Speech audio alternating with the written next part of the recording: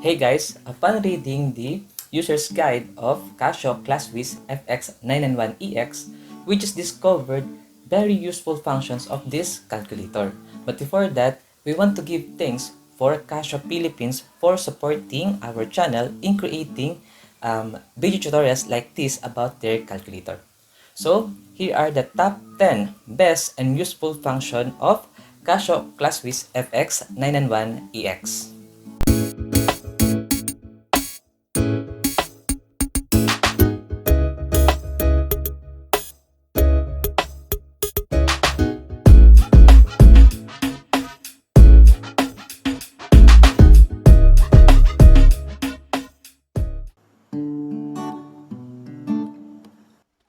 Okay, so i-try natin to 18/5, 18/5, and based sa default ng ating calculator, ang lalabas dyan ay 18/5.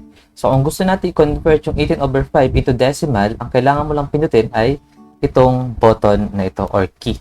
Okay, so pindutin natin, ang lalabas dyan ay 3.6. So, kapag pinindot mo ulit, babalik yun sa fraction format. So, kung gusto mo naman na makuha yung kanyang mixed fraction format, ang kailangan mo lang pindutin ay yung shift, then itong button na to. So, try natin. Shift, and this key. So, 3/5.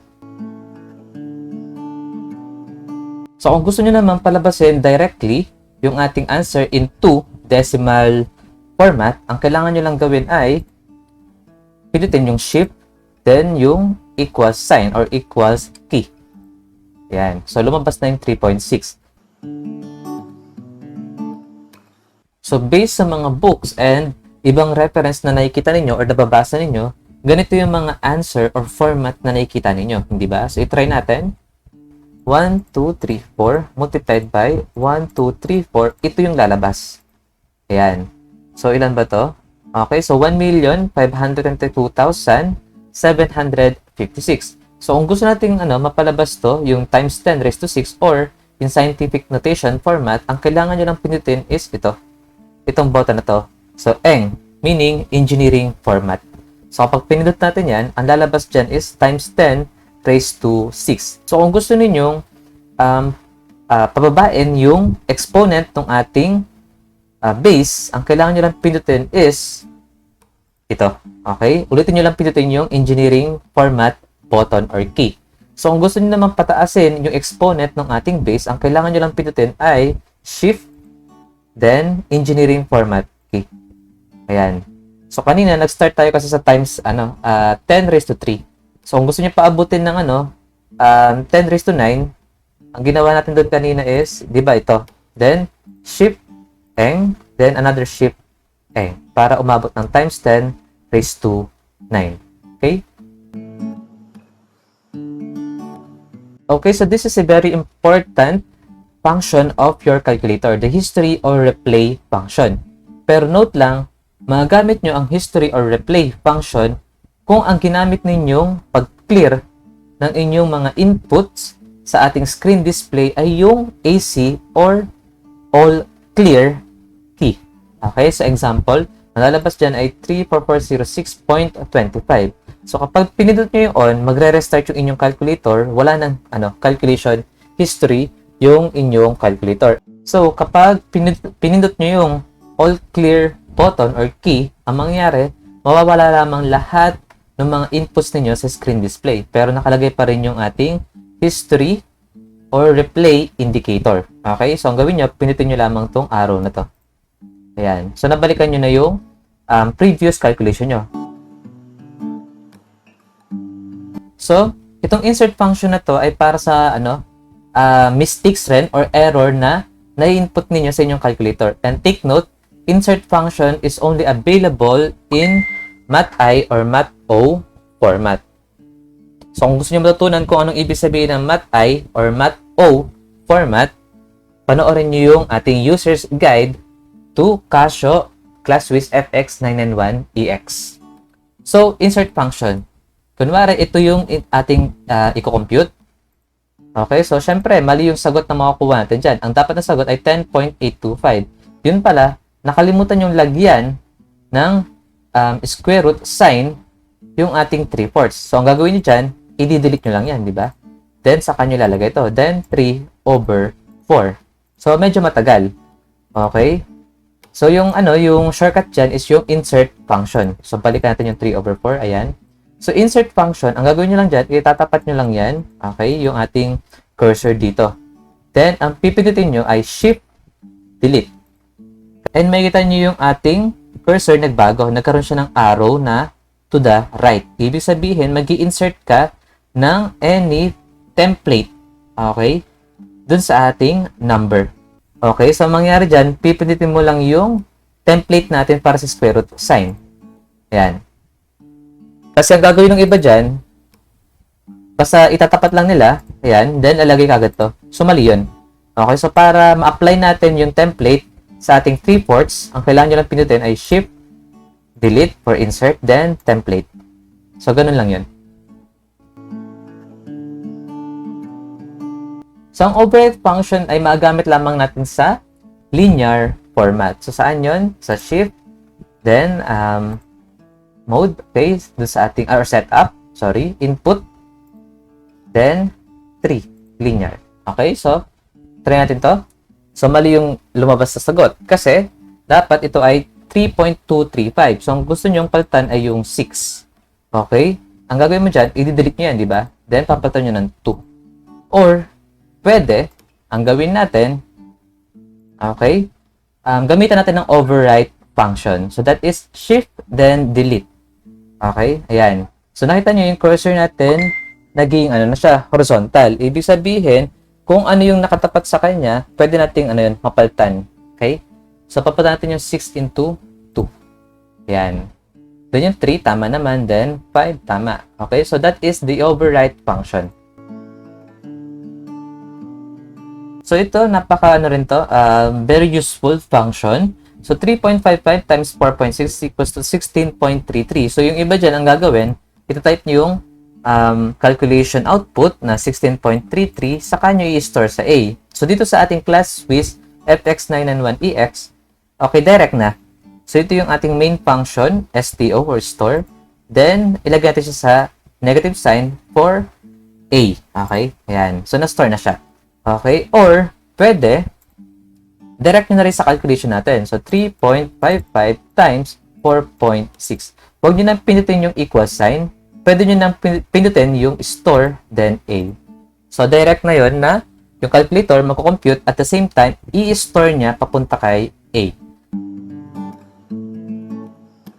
Recall function.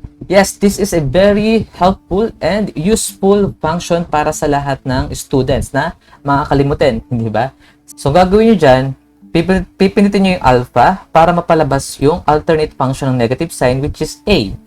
Ayan. Then, equal sign nyo, andun yung 16.33. E, paano kung nag-store ka ng marami? Sa A, B, C, D, E, F, pati na sa X, Y, and M. Paano natin makikita yun ng sabay-sabay nang hindi tayo nahihirapan? Puntahan nyo yung Shift, then Store.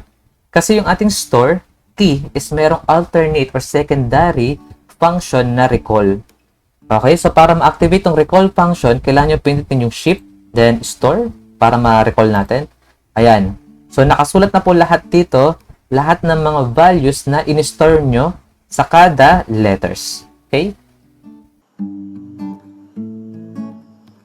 Isa to sa pinakamagandang function na meron sa lahat ng calculator, yung calculate function. So, unahin muna natin kung paano yung ginagawa ng mga estudyante. For example, yung ating function of x is equal to 3.25x squared minus 2.63 multiplied by x plus 70.32. So, kukunin natin yung function of x as x is equal to 5.25. So, ang gagawin dyan ng mga estudyante, ganito. 3.25. Okay, multiplied by x, where x is equivalent to 5.25 squared. Then minus 2.63 multiplied by x, which is equivalent to 5.25. Then plus 70.32. So, ganyan karaniwan ang ginagawa ng mga estudyante, which is napakatagal. So, ang gagawin natin, gagamitin natin yung calculate function. Ang gagawin nyo lang, itatype nyo yung equation. So, 3.25 x squared minus 2.63x then plus 70.32.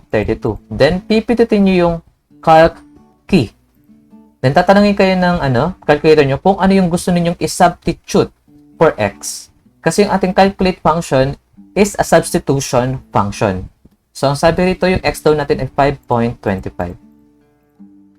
Okay, then lalabas na dyan, 146.091. So, ang kagandaan pa nito, kahit anong x pa ang pwede ninyong ilagay. For example, pinalitan ng inyong teacher or professor, yung x value, ginawa nating 3.5. So, pwede rin. So, kung gusto ninyong makita ang combination ng calculate function and store function sa iisang calculation, pwede nyo panoorin itong video tutorials na to.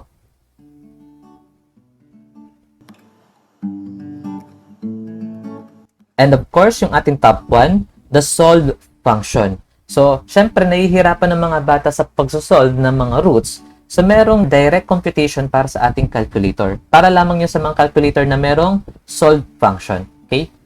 So, sabihin natin yung ating function of x is equal to 3x squared minus 2x minus 2, where f of x or function of x is equivalent to 0 to get the roots of this equation. Okay, so equation natin dyan is 1.215 and negative 0.549.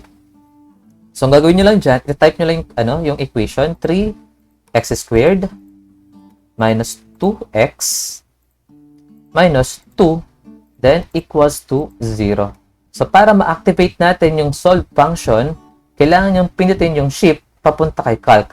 Kasi yung ating calc is merong alternate or secondary function na solve function. Okay? So, try natin. So, shift, then calc. Then, tatanungin ka ng calculator kung anong value ng x. Karaniwan, ang ginagawa dyan ng mga bata is 0. Ayan. Okay, lumabas na isang value. Negative 0.549. Then, palabasin naman natin isang value.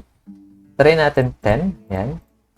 So, 1.215. So, this is a very helpful and useful function para sa mga estudyante. So, meron po kaming complete tutorial para sa solve function and nakalagay po yung description sa ating video. So, doon, diniscuss namin kung ano nga ba ang proper way to use the solve function.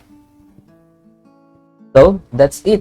That's our top 10 best and useful function of Casio ClassWiz FX991EX. And we hope na marami kayo natutunan at natulungan namin kayo sa mga basic function na hindi nyo masyadong napapansin sa ating calculator. And we also hope na makagawa rin kami ng marami pang video tutorials about calculators. Okay, so hanggang dito na lang. Thank you for watching. Bye!